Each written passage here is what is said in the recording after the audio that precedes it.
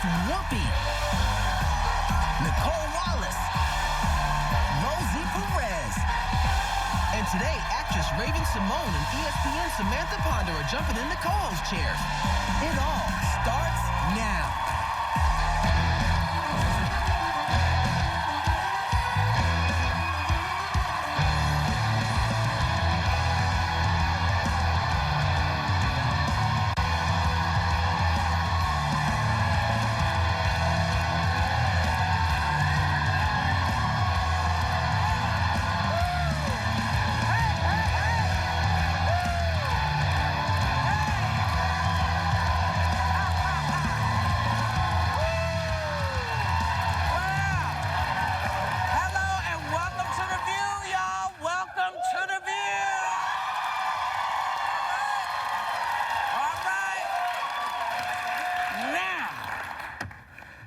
Was shipping up to Boston by Dropkick Murphys in honor of St. Patrick's Day.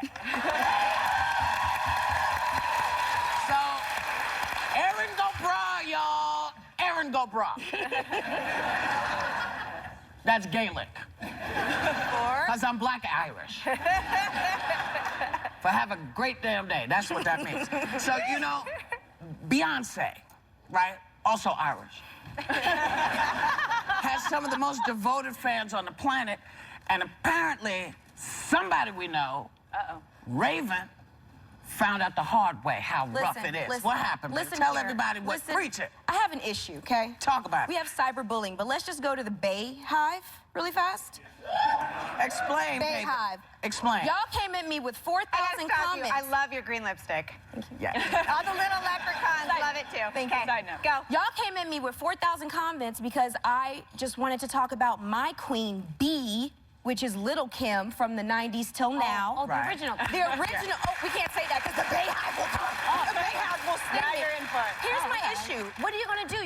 You're putting emojis all over my social media. Like, that's what you come to me. Come to me in person and let's just talk it out nicely. Like, stop being bullies. Why are they mad? They're mad because I said Beehive, which is a song that Little Kim did, and there's a Bayhive, Bay religion. Beyonce is a god. B-E-Y is B-E-Y. Beyonce's hive, and sorry. I am just love impressed. Beyonce. I am impressed with your hip hop knowledge, your history, because you're fairly young, which is a wonderful thing. I'm almost 30, Rosie. I know that's young. I'm almost 30. To me, it's young. Okay. You're a baby. No, you know I am obsessed with Beyonce. Yes, I love you, yes, Beyonce. I do. My birthday's the same day as yours. Anyway, Had to get creepy. yes. But the thing is that Little Kim was considered, when she was out, the original Queen Bee. Yeah. And that's no disrespect to Beyonce at all. I didn't even say Beyonce's name. No, Raven, you gotta know, in this country, you can make fun of the president, you can even make fun of the Pope. You cannot make fun of people take their Beyonce very seriously. It's serious. I'm afraid to mention her name. Like, Look, Beyonce, I like you too. Okay, B? I'm just gonna call you B. Okay? But there have been Queen Bees before Beyonce, and all of y'all, you know, save your tweets, save your Facebook posts, because I don't care.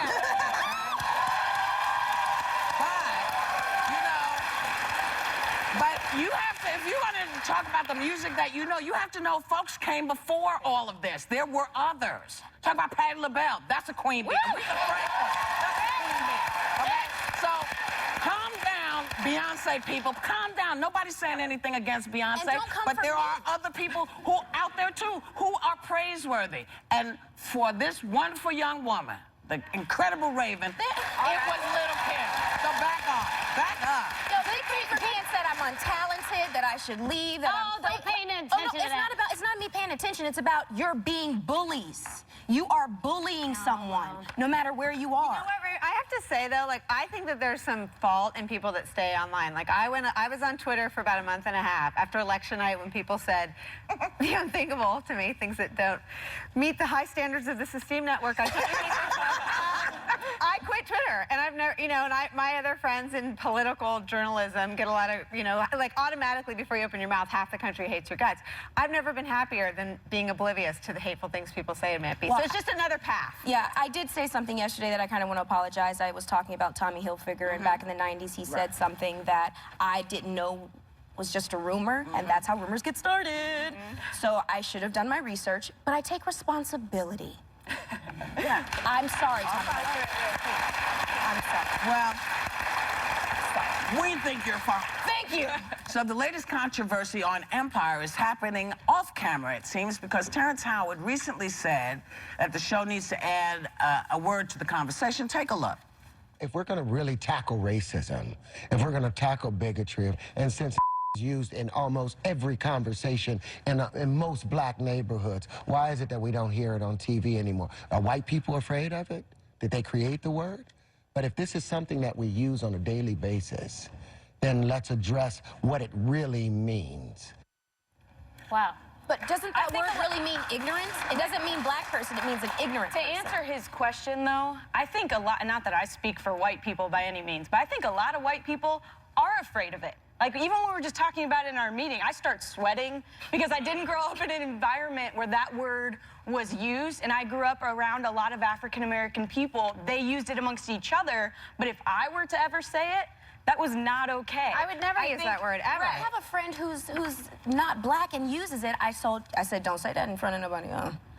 But she didn't use it in a way that's disrespectful. And I said, as long as I know why you said it, because it said it in the song and you felt comfortable.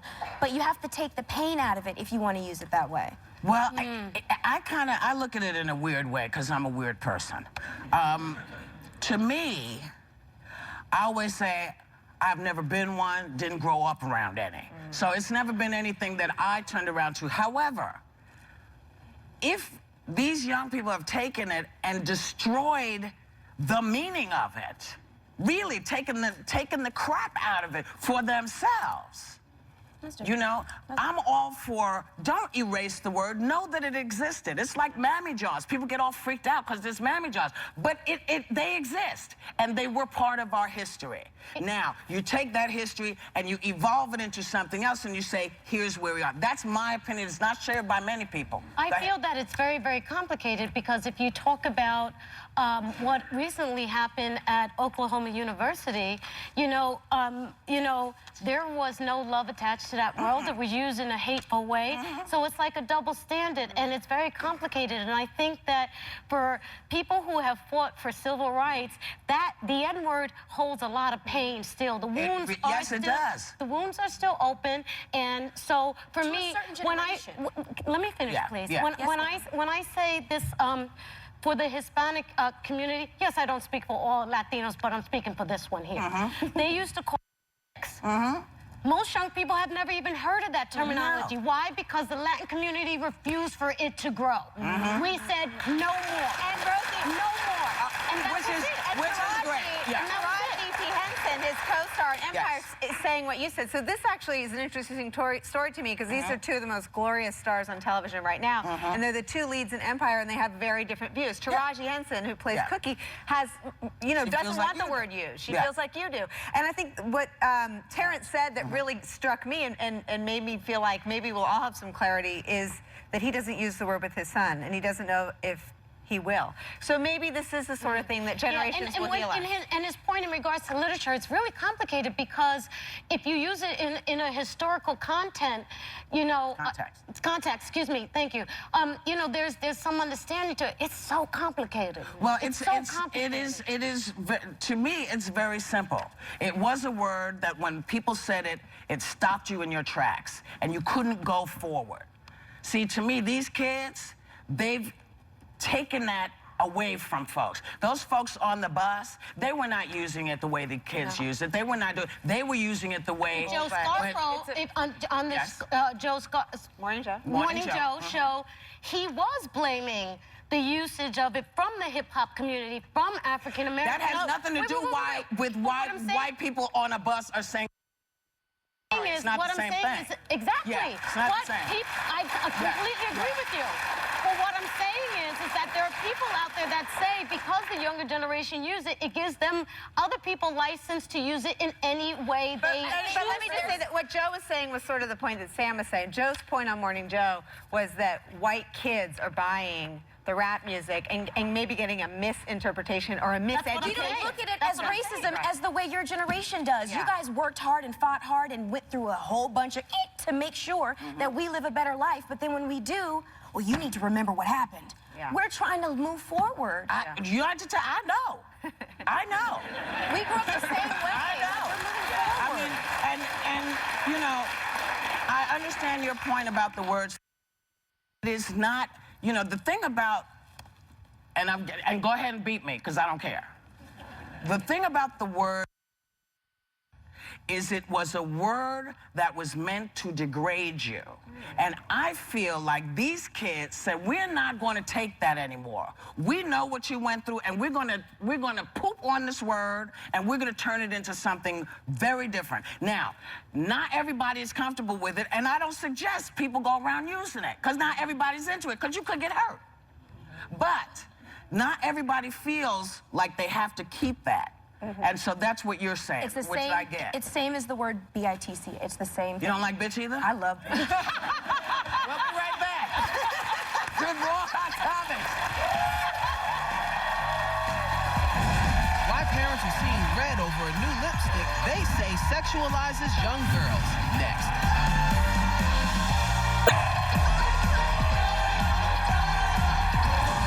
Hey now, welcome back. Mitt Romney just proved that he's willing to give till it hurts, really. Because he's going to be stepping in the ring for a boxing charity match against former heavyweight champ Evander Holyfield. Yes. It's the anniversary of his ear bite. Yes, 20 years. Holyfield, 20 not years. Romney. We Sure. want to Yeah. And this will take place May 15th in Salt Lake City, and the proceeds will benefit Charity Vision, a nonprofit that helps people suffering from sight impairment. And Romney stands 6'2", 1 inch taller than Holyfield, but he's still going to get his ass beat. But I celebrate Romney. I think this is a wonderful thing you're doing. Great. Hang on. He has moves. I mean, Yeah, so does What kind of so moves does are we talking Evander. about? Bowel moves. Bowel So does movement. Evander. Yeah. I'm sorry, Mitt. I tried. Yeah. Listen, I think it's awesome. First of all, he does have moves. He's very athletic. His whole family, all the boys are very athletic. They're great skiers. But That's going to help. The skiing is really going to help. I love what you were saying, that boxing is so everywhere, It's so right? hard. Let me tell you, boxing was on NBC Network, prime time, first time in 30 years. It's on CBS, it's on Spike TV, it's on ESPN, Showtime, HBO, USA, and Premier Boxing right now is just taking over, and it's a wonderful thing. It's a wonderful thing. It's a great sport. It's a great sport, and I want to just read Little Romney's. barbaric. Nobody? Yes, Little barbaric? yes, Just yes. a little barbaric. Mitt Romney's statement is, quote, it will either be a very short fight or I will be knocked unconscious. It won't be much of a fight. We'll both suit up and get in the ring and spar around a little bit. A self-aware man. I Yeah. like that. But Raven, Yeah. I have an idea for you with all your Twitter bullies that you were talking about before. For charity, you could invite the Twitter bullies, do a little boxing match, make some money, and handle your beef on Twitter all You do together. understand I box for exercise. Like, I broke my trainer's nose. Okay, well then, even better. Even better. But I'm not about to do that because they don't deserve that much attention. All right. Sorry. Right. And I'm a little concerned for Evander. So maybe I should go so there'll be 2 black people in Utah at the spot. I'm just saying. Well, You know, because, you know, there's that. Yeah. there is But, that. I I mean, just feel I should be there. Have you been to Utah? Yeah. They're so nice. They're very sweet. very nice They people. checked they found where my people came from. Yeah. You know, there's so that. The that's beer a lot has that no goes on. alcohol. You have to have like 11 to get. Yeah. Not that I ever did have 11. Well, who drinks? Sorry, Anyway, not me. North Carolina residents have mounted a campaign against their neighbor who likes to apparently hang out naked at the front door. But I'm sorry. the police say they can't arrest him because he's not breaking the law. How not? How is this not indecent It exposure? may be too small to see. Is he- So that's... Is he on the phone? Is he on the phone in this All of his calls nude with fresh air. Why I is like it this always guy. the people people that you would never want to see naked that want to be naked. Yeah. You know? We actually don't know because we can't show his face. We don't know. At least you get all the hair We can going see on. from here. We can see what's going on. Yes, Yeah. I like it. It's kind of I funny. like the chest Wax it. hair. No. Oh, I don't have a problem with a hairy man. Oh, gosh. No, I Naked don't. in the front door, you're Well, okay not with the that whole- hairy man. The whole thing's working Not for you, that hairy Auntie? man. No. You got a little kid.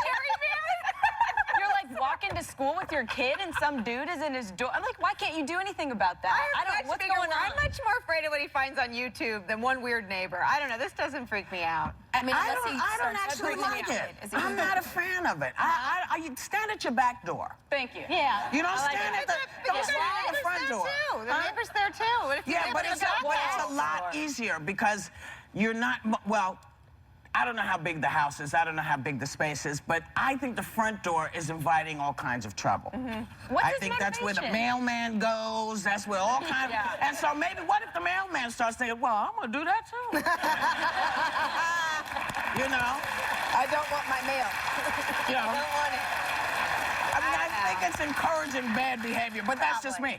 Speaking of which, the legalization of marijuana is going to be one of the hot topic button issues in the 2016. Legalize it, it becomes something that grows an economy, as we've seen it do in other places. So I think young people should be concerned about all of these things, but this is another way that the economy can be grown. That's I mean, Obama is absolutely correct. Young people, and he should know because a lot of them voted for him. But I could see that both men were on the verge of laughter. Young people vote in shameful numbers. They barely vote. I don't even think 20% of people under 24 vote. And their number one issue by a mile is legalization of pot. Yeah. And I know it's really important, particularly if you have health issues, and I know the economy is there, but everyone is affected by the economy. Everyone is affected by the Right, but here's the thing: is that I thought that he didn't give a lot of young people enough credit in regards to their knowledge about the legalization around marijuana, because it does include the economics, and it also includes the crime in this country and the crime abroad, and it will decrease. He did separate that out. Obama did separate that out. It will decrease a lot, and I think that it's a very important issue because if you look at the states that have legalized it, their economy is booming, and it's something, and also it will create jobs because it's not just about selling weed like, oh, I got a joint, I got an ounce, you want to buy? No, For some it is. no. For marijuana, it's I'm just saying, for some it is. well, that's your business. But what I'm talking about, not mine. no, I'm not what I'm doing saying, that. what I'm saying is this: is that there are other businesses surrounding the legalization of marijuana. It's the same thing with prohibition with alcohol. Okay, okay, we'll move on. They want us to move on. I'm just saying that it is a concern, and I do agree with you that young people should be concerned with other issues, but that is also an important And I think they are concerned with other issues. I think young people are concerned about a lot of things, but this is something that they're aware of that is being misrepresented because it's a Schedule I drug, which Schedule I means it's a drug that has there's no reason for it to exist, which is not true because people have been using hemp and marijuana for centuries. It's a plant. For all kinds of things, but that's just me. Yeah, but listen, young people will have no political power in this country if they only vote on pot. And I think Obama's just speaking to the political reality of this, and he's right.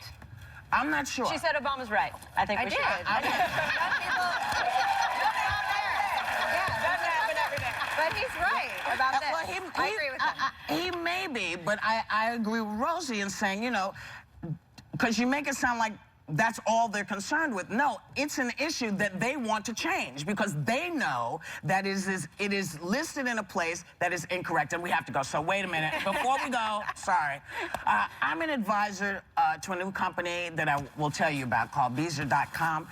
It's a new online shopping website that offers modern designs for everybody in your life, from art to accessories, and celebrate the website's official launch. Members of our studio audience are getting a $50 gift card, and you can get on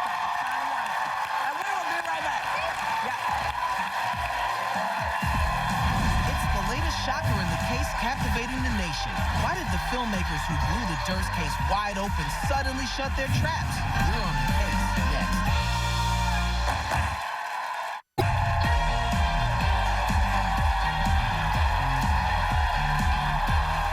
Hey, now, the Robert Durst murder is the hottest crime story in America right now, and there have been so many twists and turns in the last few days alone that we called in a pro to lay it out for all of us. Please welcome ABC News Chief Legal Affairs Analyst, the amazing Dan Abrams. Hello, Dan. So, I'll just kick it off and say, have you ever seen anything like this before or heard of anything like The that? letters in the confession. I mean, the letter in particular came as a result of the Explain the documentary. letter to people that didn't see it. So they basically, at the time, there was someone killed, this woman, Susan Berman, who was a good friend of Robert Durst. She'd been a spokesperson for him. Now, the allegation was that he may have killed her to cover up the fact that he'd killed his wife. Why? Because she knew too much. Yes. And the police had just opened an investigation again into his dead wife. They wanted to talk to her. Weeks later, she shows up dead. Now, in the documentary, they find a letter that had been written to her by him. He admits it. He said, yeah, I wrote that letter. And boy, you look at that letter. Right next to this secret letter written to the Beverly Hills Police saying there's a dead body in this particular house. And the word Beverly is misspelled in exactly the same way. The lettering looks exactly the same. It is So that's a smoking gun for It you is in your mind. devastating. I think they should have arrested him as soon as they had the letter. But you mentioned that. Sorry, go ahead. I was going to say, you mentioned that confession. From a legal perspective, I mean, part of it almost sounded like he could claim he was being sarcastic. You know, I killed them all, of course. Yeah. Do you think that will hold up in court as a confession? Well, so there are two questions, right? First of all is, will it be admitted into evidence? And the defense is first going to say, they shouldn't be admitted into evidence at all. I think they will probably lose that. Although, look, they could say, we don't know if this has been manipulated. We think that there have been changes made to this. We can't trust the sanctity of the tape. If they overcome that and it's admitted into evidence, then it's going to be for the jury to decide, right? The jury... Is it because they said on the tape for so long? Because they said that the producer sent the tape in, like, way beforehand, and they didn't make the arrest until later. Well, so there are two issues. Number one is that the tape itself may have been sitting in their boxes or wherever it was for a year, 2 years. Who had access to it? Who might have touched it? All those sorts of questions will come up. But then question two is the one you're asking, which is, yes, the defense is then I think they're gonna own it.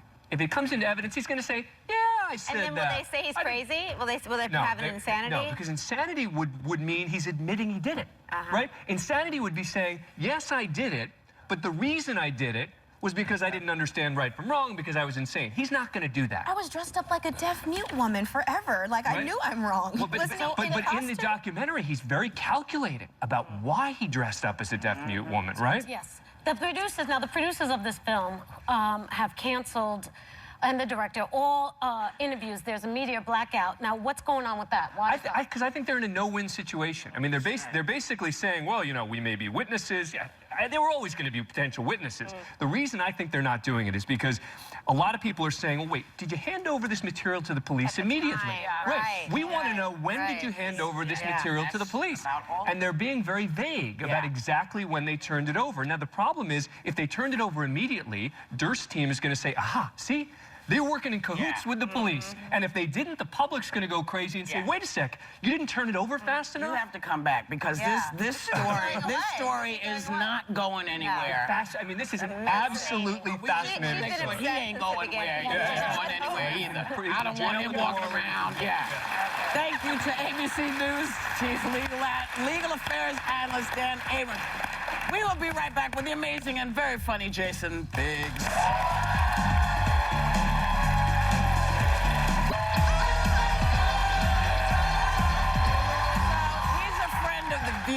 Who we have loved as the horny dessert-loving teen from American Pie movies and as Piper's ex-fiancé on Orange is the New Black, and now on Broadway in the Heidi Chronicles. Please welcome the fabulous and very funny Jason Biggs. Come here, baby.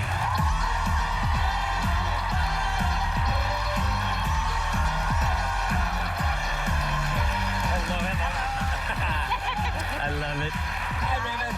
How are you? Good. Come, Jace. Hello. Talk to the people. Now listen, this is the first time that the Heidi Chronicles is being staged on Broadway since it won the Pulitzer Prize in 1989. Yes. So when they sent it to you and said, hey, we'd love you to do this, why'd you take it? Because I believe I can win another Pulitzer Prize for it, even though that's never been done in the history of the Pulitzer Prize. Right. No, it's one of these plays that You know, it really made an impact when it came out in '89, and it has a lot of, I think, important things to say. Can you explain a little bit? Well, about? sure. It follows Heidi Holland, here played by the brilliant Elizabeth Moss. Yeah, Who will be on our show. next too. week, I understand. Yeah, She is terrific, and you guys will love her. And it follows her over the course of 2 decades. She has a lot of feminist beliefs, and as the world sort of changes around her, she holds on to these ideals, and you know, it raises a lot of questions. You know, what can a woman have it all? What is happiness? What defines it? And it's about friendship. It's about a lot of great things. It's funny. It's poignant. How's It's my a great pitch? play. Yeah. But you actually made your Broadway debut at 13, right? With Judd Yeah. Hirsch Yes. in Conversations with My I Father. did. Oh wow. Look how Look at cute! So cute you How are. about that? That's amazing. Oh man. Jason, Wow. your character in Heidi of Chronicles is Scoop Rosenbaum, Scoop, obviously. Yeah. and he's arrogant and kind of obnoxious, and I heard that he puts letter grades. As Yeah. in, instead of, we're taking away the number system and we're going to letters now? Yeah. He likes to sort of grade any and everything, whether it's life experiences or potato chips. You know, he'll sort of grade things. An example would be potato chips. He'll say, you know, these are B- texture, C+ crunch, for example. So if I gave you some topics in today's pop culture, Happy can you to grade them? Okay, let's grade them. You're a fan of The Bachelor. A+. Got it. Oh, not Now, going wait, yet? but next, Sorry. no, we are. That's good. A+. Next season, there's going to be 2 Bachelorettes going head to head. Great. C-. I'm a little confused, to be honest with you. I don't necessarily love the idea of the ladies having to, I love the idea of a woman having all the power to choose amongst these men, and now we're kind of getting these ladies back to have to kind of duel it out with each other. That's what The Bachelor is, but The Bachelorette should be the lady has the choice of all these men. I kind of love that idea, but I do love both Caitlyn and Britt, so I get how it's tough to choose between the two. Right. So that's why I'm gonna go right down the middle with a C. I'm gonna skip one. I'm just gonna skip one and go to the last one. The Comedy Central roast of Justin Bieber was just taped this weekend. How would you? Oh, sorry.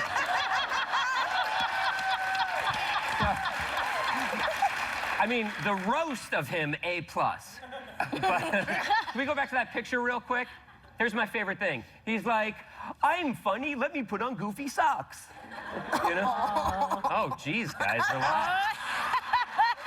The bees are out tonight, okay? The bees are out. Unbelievable. And you celebrating your 7th wedding anniversary? Yes, 7 coming up next month. Congratulations. And what advice do you give folks who are looking to, what do you think people need to do to keep the relationship going? Well, I can't speak for everyone, but for Jenny and myself, we're big proponents of therapy. We do couples therapy. We love it. Right. We think it's fantastic. Right. We go when things are good, because actually that's the best time, because then you're willing to you're more likely to sort of be open to hearing the other person. Right. You can communicate better. You know, when you go when there's like a fight, which a lot of people I think do, it's like, oh, we're fighting right now, we should go to therapy. And then you go, and then it's just like you're trying to fix one thing in particular, as opposed to dealing with big picture stuff. So we're big proponents of it. We love it, you know. Your son, He's in therapy as well. He's in therapy as well. Yeah. No, we put him in. We put him in like right away. And he just turned 1, right? We Yeah, have he a just picture. turned Look 1. how cute. Yeah, there he is. No, but in all honesty, though, we're not saving for college. We're saving for that. therapy for him. What milestones are he hitting right Well, now? he just, look at that. That's a dog leash we wrapped around his waist, by the way. we had to improvise, hence the therapy in the future. But he said his first word, Elmo. He says bye-bye now. He knows when I put on my coat, he says bye-bye. What's weird is he says it and he's happy when he says it, which I don't really appreciate. And then the other thing he did the other day, he took his first 2 steps. My wife was on the toilet and he had the toilet paper, and he brought her the toilet paper. So proud. So happy. Yeah. And then he wiped for her. It was the craziest thing. Before we go, one question. Yes. You coming back? Orange is the New Black? Orange, I'm not going to be on Orange is the New Black this year. Sorry. sorry, guys. I apologize. But you can see him on stage, which is Broadway, kind of amazing. Because we want to say thank you to Jason Biggs. The Heidi Chronicles open Thursday at the Music Box Theater in New York City. And you know what, you guys? You guys are getting a pair of tickets to go and see the Heidi. We'll be right back. Yay!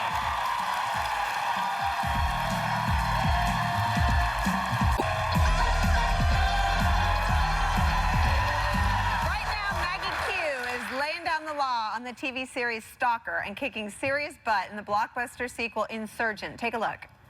How many dollars do we have? 175 total. 175, that's it? The rest followed Max. Not near the numbers we need. No. Otis! Drop your guns. Oh, hey, they're with us. Please welcome Maggie Q. Hello. So happy you're here. Thank you. I was blinded by the light. Congratulations on your engagement. So much. Is there a romantic story? Did he ask Caesar, your dog's, permission for your hand in marriage? I hope he did, Yeah, me because that's too. sort of For his that's sake, who's giving right? me away. Yeah.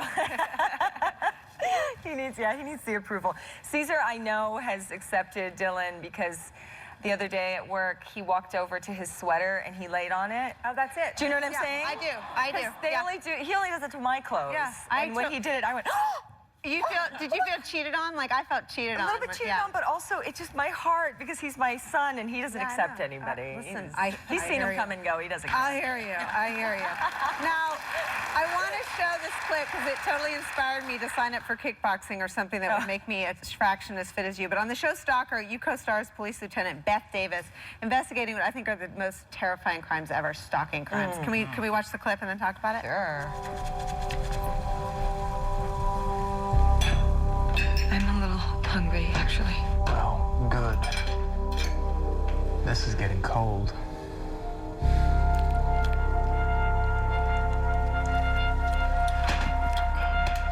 Napkin.